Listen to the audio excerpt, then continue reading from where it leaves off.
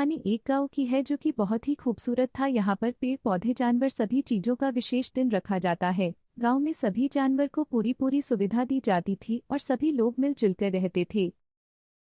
एक दिन एक परिवार अपने शहर से गांव में मेला देखने आया था। उनका एक छोटा सा लड़का था जो 8 वर्ष का था। उस दिन उसका जन्मदिन था, इसलिए उसके पिताजी ने उसको मेले घूमने का तय करा। उस दिन नए कपड़े पहनकर तैयार होकर गांव में आए। वह बहुत ही खुश थे। सुनो, आज मोहित का जन्मदिन था। आप यहाँ घुमाने तो ले आए गांव में, लेकिन यहाँ कोई घूमने लायक जगह है भी है? ऐसे ले आए हमको यहाँ घुमाने आप? हम तो चलते चलते थक गए। अरे नहीं नहीं, यहाँ पर एक मेला लगा है जो कि बहुत ही प्रसिद्ध है।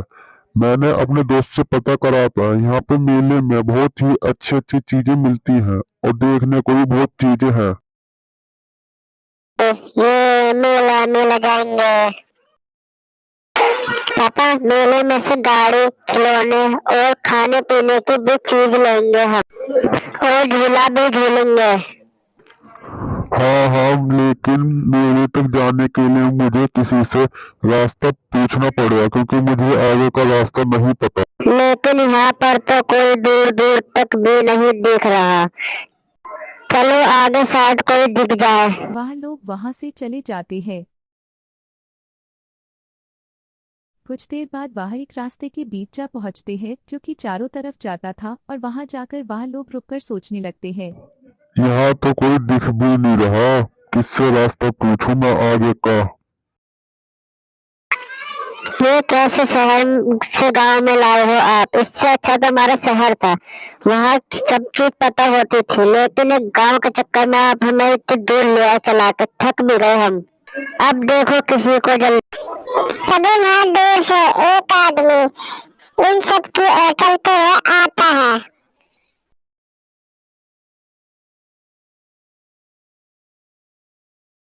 रुको, मैं उन भाई साहब से पूछ कर आता हूँ मेले का पता।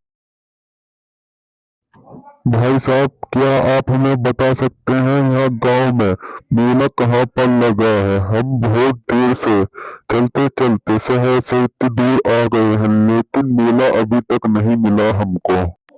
हाँ हाँ, यहाँ से थोड़ा सा आगे जाइए, वहीं पे आपको मेला लगा दिख जाएगा। आप टेंशन ना लीजिए। आपका बहुत बहुत शुक्रिया भाई साहब। वहाँ लोग मेले की ओर जाने के लिए वहाँ से निकल जाते हैं। फिर थोड़ी देर में वहाँ लोग मेले में पहुँच जाते हैं और देखते हैं वहाँ पर क्या क्या लगा हुआ है। वे देखकर बहुत ही पसंद होते हैं।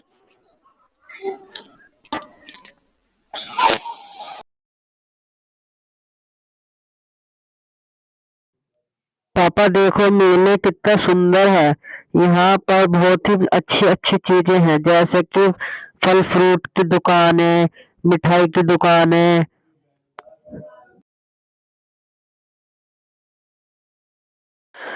चलो पहले कुछ खा लेते हैं, चलते चलते भूख लगने लगी है अब तो।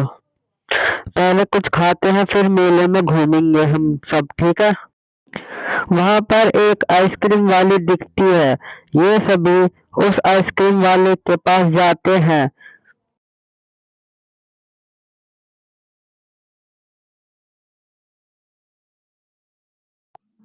सुनिए, हमको एक एक आइसक्रीम दीजिए। हम तीनों बहुत थक गए हैं और हमें अब भूख भी लगने लगी है, इसलिए हमको आइसक्रीम दे। ठीक है, मैं अभी तुमको आइसक्रीम देती हूँ। आप सब मेरी आइसक्रीम खा के बहुत खुश हो जाओगे। 1 मिनट। ठीक है, हमने आपकी आइसक्रीम का बहुत नाम सुना था। यहाँ पर आकर सबसे पहले हम आपके पास ही आए थे आइसक्रीम खाने।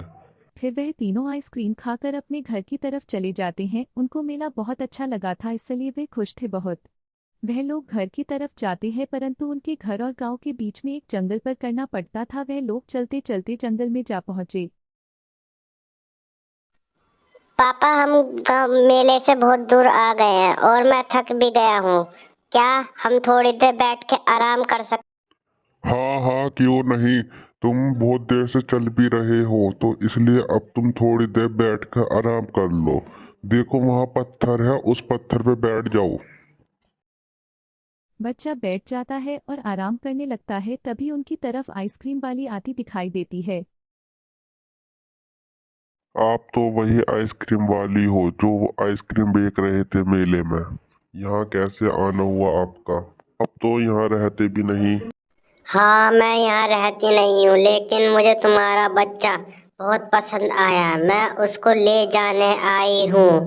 उसको मैं अपने साथ ही रखूंगी। तो मुझे दे दो तुम। मैं कुछ समझा नहीं, आप क्या कहना चाहते हो? तभी आइसक्रीम वाली अपने असली रूप में आ जाती है। वो एक भूतनी होती है, वो असली रूप में आ जाती है अपने।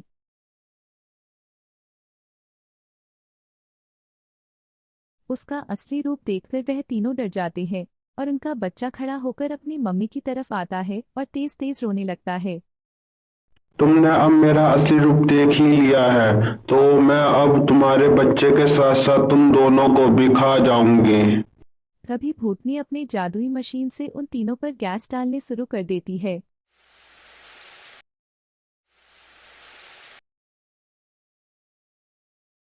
फिर उनको मार डालती है और बहुत ही खुश होती है। और वह खुश होकर हंसती है और बोलती है, चलो आज तो मेरी दावत ही हो गई, एक नहीं तीन इंसानों को खाने को मिलेगा, मुझे मजा आ गया आज तो। भूतनी उन तीनों के पास बैठकर उनका खून पीना शुरू कर देती है।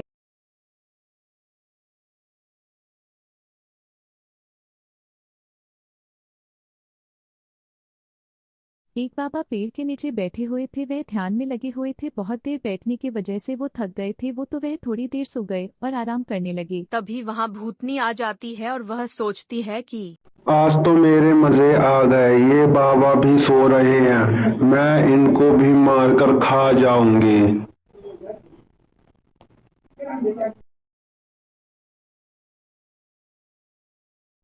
तभी बाबा उठ जाते हैं। पागल भूतनी, तू मुझे नहीं, मैं तुझे आज खत्म कर दूंगा। यहाँ से भागने में ही फायदा है मेरा तो अब। ये तो भाग गई, कोई बात नहीं, मैं भी इसको आज खत्म ही करके मानूंगा। इसने सबको बहुत परेशान कर रखा है। चलो मैं भी इसके पीछे पीछे जाता हूँ और देखता हूँ ये कहाँ तक भागती है मुझसे बचकर।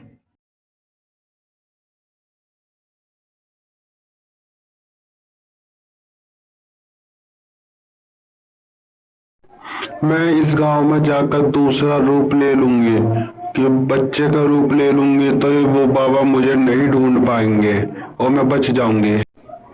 मैंने बच्चे का रूप तो ले लिया, शायद बाबा मुझे अब ना पहचान पाए और मैं बच जाऊं।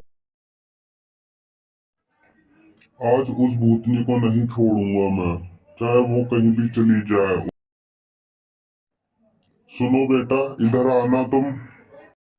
हाँ बेटा, तुम ही, तुमसे मुझे कुछ पूछना है, इसलिए इधर आओ।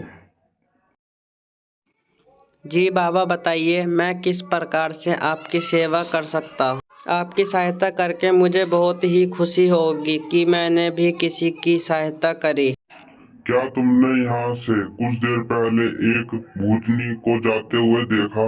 वह भूतनी है और उसने सभी को परेशान कर रखा है। नहीं बाबा, मैंने किसी भूतनी को नहीं देखा। मैं तो अभी अभी अपने घर से आया हूँ। शायद वह भूतनी किसी बच्चे का रूप लेकर यहीं बैठ गई हो या कहीं चली गई हो। कह तो तुम ठीक ही रहे हो, वो भूतनी ऐसे थोड़ी घूमेगी, वो रूप बदल के घूम भी सकती है। चलो मैं देखता हूँ। मैं अपनी जादुई मशीन से यहाँ पे सभी जगह पे गैस फैलाता हूँ। वह भूतनी जहाँ भी दुखती होगी वो अपने असली रूप में आ ही जाएगी और फिर मैं उसे खत्म कर दूंगा।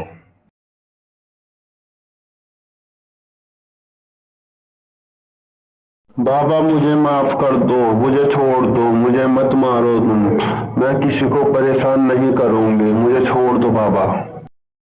लेकिन बाबा उस भूतनी को मार डालता है और इसी प्रकार इस भूतनी और कहानी का यही अंत होता है।